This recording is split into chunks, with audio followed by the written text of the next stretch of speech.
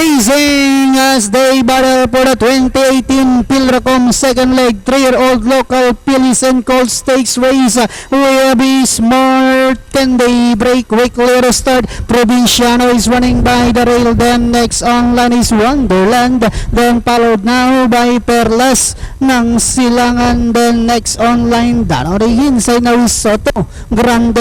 And going along for the first turn will be Smart. Can they battling anyhow? Wonderland in second. Provinciano is racing in third.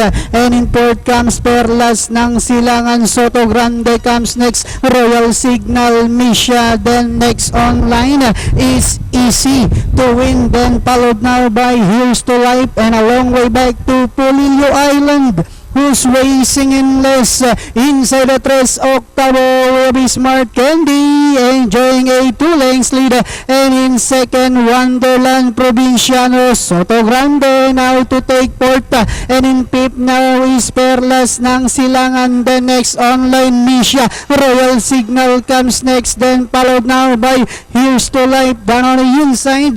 And Diana entering the home stretch will be Smart Candy now by about 10 lengths. Soto Grande in second. Then on the outside, Wonderland Provinciano Misha. Last 50 meters, the winner of the 2018 Pilracom second leg 3-year-old local belongs to Smart Candy second. Here's to Life.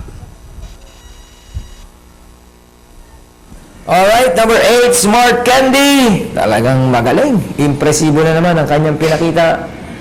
Crossing the wire first, ridden by Kelvin B. Abobo. Then masisigon din dos, Here's to Life.